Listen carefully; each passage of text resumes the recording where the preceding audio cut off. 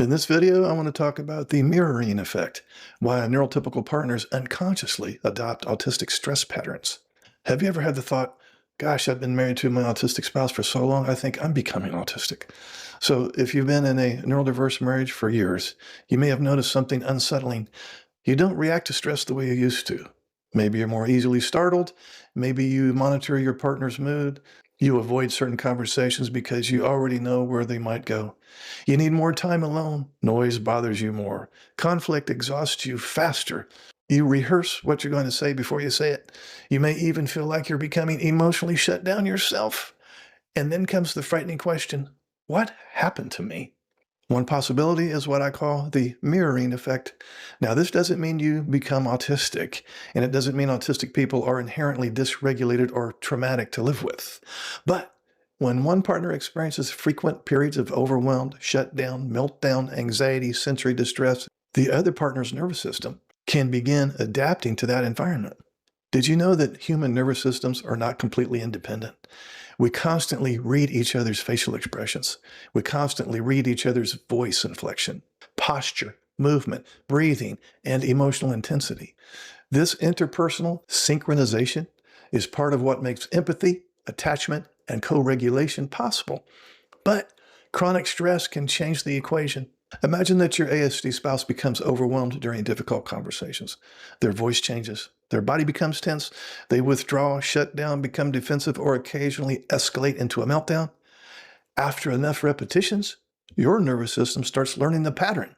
You begin detecting the earliest signs of facial expression, a change in tone, a long silence, a certain sigh, a door closing harder than usual, and your brain says, uh-oh, something's coming.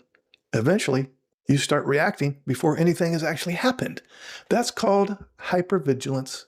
You're no longer simply listening to your ASD spouse. Part of your brain is scanning your ASD spouse. And what are they up to? What are they going to do? Oh, is this a safe time to talk? Should I bring this up now or later? I wonder if they're getting overwhelmed. Should I back off? Oh, is this going to turn into another 3-hour ordeal? Over time, something very interesting happens. The neurotypical partner, who originally saw themselves as the emotionally stable one, begins developing their own stress behaviors that look autistic. Can you believe that? They withdraw. They become irritable. They become less spontaneous. They avoid stimulation. They need more recovery time. They become emotionally numb. Maybe they don't even want to be touched now. They may even start shutting down during conflict. It's almost as if we have two autistic people in the same family now. And that can create tremendous self-doubt because the neurotypical partner can be thinking, I used to be patient. I used to be affectionate. I used to enjoy people. Why am I becoming like this? Why? Because your nervous system has adapted. What began as empathy can gradually become something closer to stress synchronization.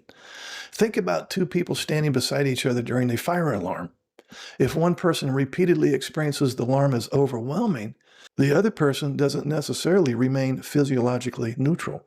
Their body is hearing the alarm too. Now, imagine that alarm going off unpredictably for decades. Eventually, your body starts preparing for the alarm before it even rings. And that preparation looks like this: anxiety, irritability, sensory withdrawal, emotional distancing. And sometimes it can look surprisingly similar to the behaviors you've been struggling to understand in your autistic spouse. This is why I want to challenge the idea of the stable partner. In many neurodiverse marriages, one person gets unconsciously assigned that role. You're the flexible one. You're the social one. You're the emotionally aware one. You're the one who can handle this, right? But nobody's nervous system has unlimited capacity.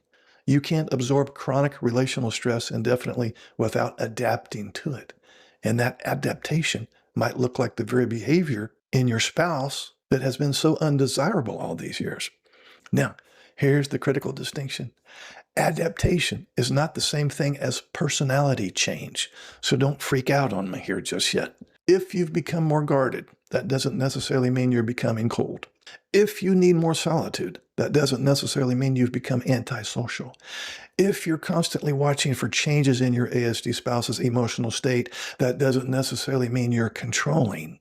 Your nervous system may simply have learned that prediction equals protection. That's a survival strategy. But Survival strategies have a downside. They can continue operating even when they're no longer needed. You may find yourself scanning during perfectly calm moments. For example, your ASD spouse is quiet, and your body immediately assumes something's wrong. Your ASD partner needs space, and your nervous system interprets it as impending rejection. A minor disagreement happens, and your body reacts as though you've entered a major conflict. That's when the mirroring effect begins stealing something important from both partners, which is the ability to experience the present moment as different from past moments. So, recovery isn't simply learning better communication techniques. The deeper work is helping your nervous system rediscover safety. That means noticing when you're scanning rather than connecting. It means recognizing when your body is preparing for conflict that hasn't even happened yet. It means taking sensory and emotional recovery seriously. It means allowing yourself to have boundaries without guilt. And it means separating your partner's nervous system from your own. Your spouse can be overwhelmed without you becoming overwhelmed. Your spouse can need space without you interpreting that as a catastrophe. Your spouse can have an emotional reaction without your nervous system automatically joining it. That's separation. That's healthy emotional detachment, not abandonment. It's regulation. And paradoxically, two regulated nervous systems have a much better chance of reconnecting than two nervous systems constantly reacting to each other. So, if you've looked in the mirror lately and thought, I don't recognize myself anymore. Am I becoming autistic?